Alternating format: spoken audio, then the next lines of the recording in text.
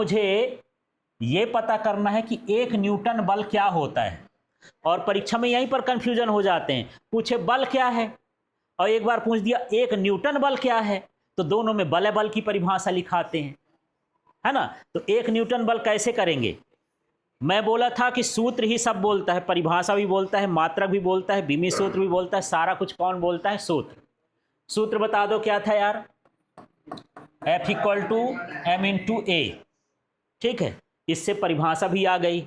वह बाह्य कारक जो किसी वस्तु में त्वरण उत्पन्न कर दे उसे क्या कहते हैं? बल। ठीक है, यहां से ये भी पता चल गया कि त्वरण सदिश है, तो ये भी क्या है? सदिश।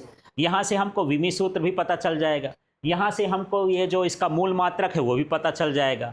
परिभाषा मात्रक सबसे यही आता है। अब मुझे 1 न्यूटन बताना है, तो देखना सबका वो लिख देते हैं मात्रक। बल का मात्रक न्यूटन, तो 1 न्यूटन हो गया। द्रव्यमान का मात्रक 1 किलोग्राम हो गया। और त्वरण का मात्रक क्या होता है? 1 मीटर प्रति सेकंड। अब 1 न्यूटन की परिभाषा ना आया है, 4 तरह से परिभाषा बोल सकते हो। ठीक है, देखो 1 न्यूटन वह बल है जो 1 किलोग्राम वस्तु में 1 मीटर प्रति सेकंड स्क्वायर का त्वरण उत्पन्न कर दी। वस्तु है, ये त्वरण है ना। क्या 1 न्यूटन वह बल है जो 1 किलोग्राम की वस्तु में 1 मीटर प्रति सेकंड स्क्वायर का त्वरण उत्पन्न कर दे, है ना। यहां भी ले सकते हो। अब यहां से चालू करते हैं। वह बाह्य कारक जो 1 किलोग्राम की वस्तु में 1 मीटर प्रति सेकंड स्क्वायर का त्वरण उत्पन्न कर दे, उसके बल का मान 1 न्यूटन होता है। उल्टा बोल दिए। यहां से भी चालू कर सकते हो, है ना। यदि 1 मीटर प्रति सेकंड स्क्वायर का त्वरण 1 किलोग्राम की वस्तु में उत्पन्न हो, है ना, तो उसमें लगने वाले बल का मान 1 न्यूटन होता है। ठीक है, चलिए थोड़ा सा बोलो तो यहां से चालू करो। वह बल, वह 1 न्यूटन बल बोलो।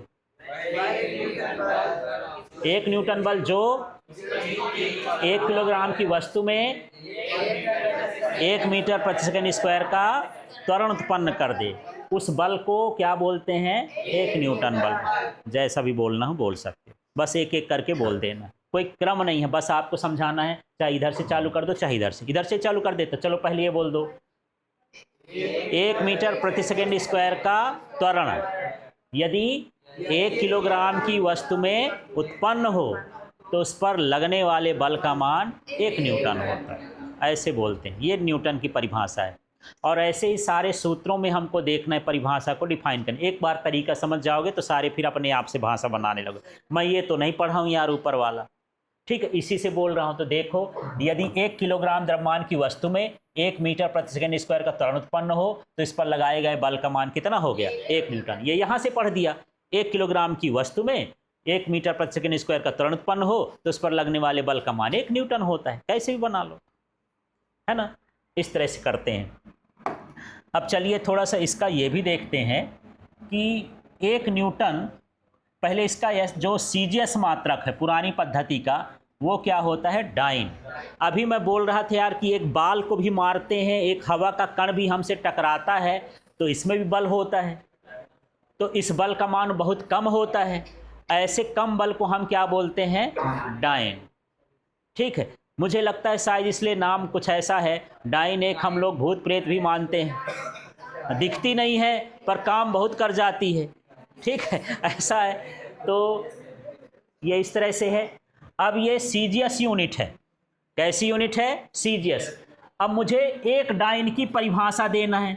परेशान हो जाओगे, 1 न्यूटन याद करूं, 1 डाइन याद करूं।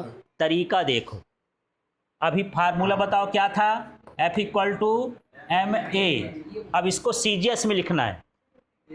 इसको क्या लिख दूं? डाइन। क्या लिख दूं? डाइन। इसको क्या लिख दूं? 1 किलोग्राम। किलोग्राम नहीं भाई, सीजीएस में क्या हो गए? हाँ, ये किस में हो जाएगा? ये हो जाएगा ग्राम में। ठीक, और ये किस में हो जाएगा? 1 सेंटीमीटर पर सेकेंड स्क्वायर। किलोग्राम को ग्राम में कह दो, मीटर को किस में कह दो? सेंटीमीटर। अब मैं नहीं बता रहा हूं, आप लोग बोलो।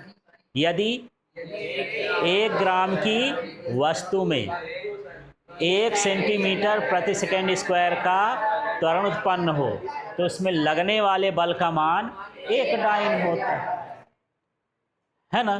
देखो दूसरी परिभाषा आप लोग अपने ही से बोल लिए, तो ये डाइन की परिभाषा हो गई। सूत्र से ही सरल रहता, सूत्र में जब एसआई पूछे तो एसआई के मात्रक लिख दो, सीजीएस की पूछे तो सीजीएस की मात्रक लिख दो, ठीक है। इसका गुरुत्वीय मात्रक भी होता है, ये होता है ग्राम भार। अब गुरुत्वीय मात्रक क्या देखो, ये mg होता है, माने जैसे हम लोग बैठे हैं तो हमको पृथ्वी बल लगाती है, जब पृथ्वी का बल लगता है तो हम उसको गुरुत्वीय मात्रक कहते हैं। और इस संसार में, इस धरती में जितनी भी वस्तु हैं सबको पृथ्वी ना पकड़े हुए है। मैं उस दिन बता चुका हूँ, जिस दिन छोड़ देगा तो तुमको पता ही नहीं चलेगा कि कहाँ जाओगे तुम, ठीक है, ऐसा है। इसलिए इसको बोलते रहना कि पकड़े रहिए। हाँ, ग्राम भार का मतलब यही है कि जब हम भार निकालते 1 ग्राम का तो क्या कहलाया, ग्राम भार, ठीक है। और इसका मान कितना होता है, 980, ठीक है। नहीं, यदि मैं इसको लूँगा तो डाइन में कह सकते हो उसका भार, ठीक।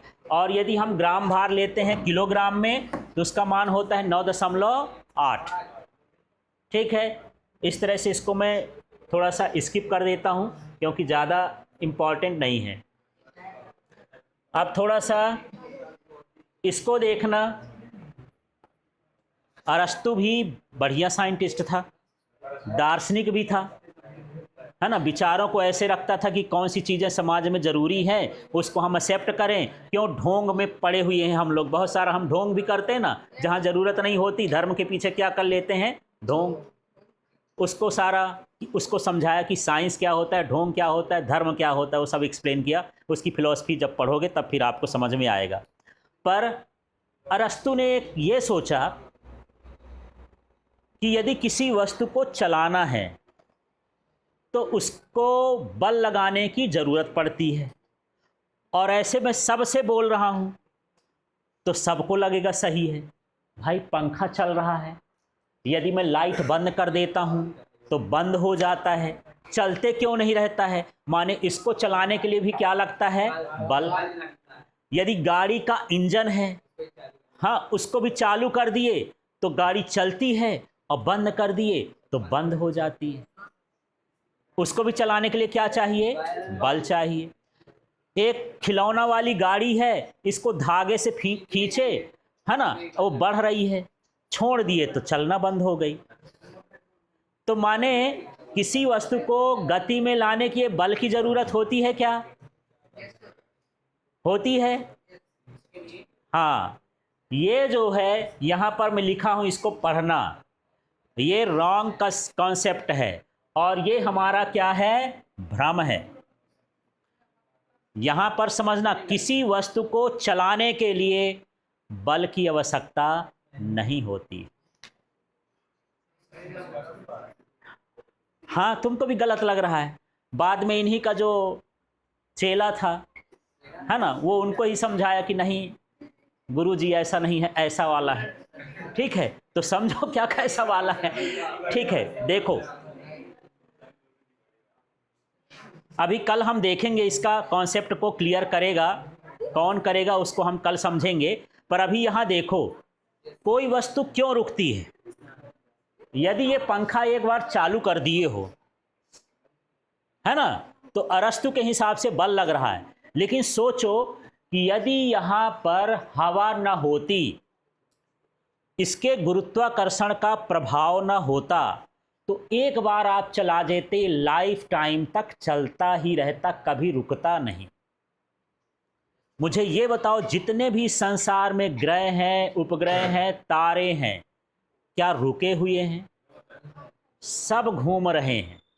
सूर्य घूम रहा कि नहीं, सूर्य भी घूम रहा, चक्कर नहीं लगा रहा माने पृथ्वी का, वो अपनी जगह पर क्या है, घूम रहा है। चंद्रमा में घूम रही है, इसको कौन बल लगा रहा है, कौन इंजन इसका, कौन इंजन है इसका, कौन सप्लाई। और फिर बल, और इसका बल है तो अरबों खरबों वर्ष से घूम रहे, क्यों नहीं रुक रहा है, क्यों कि उधर जो है घर्षण नहीं है, हवा का प्रभाव नहीं है, ठीक है। इस धरती में ये सब है। जिस दिन ये सारी चीज हट जाएगी उस दिन जो है बल की आवश्यकता नहीं होगी। चलती हुई वस्तु चलती ही रहेगी, रुकी हुई वस्तु क्या होगी, रुकी ही रहेगी। इसके लिए एक जो है चिकना सतह ले लो 2-4-10 किलोमीटर, एक गेंद को जमीन में लुढ़काओ वहां पर रुक जाएगी।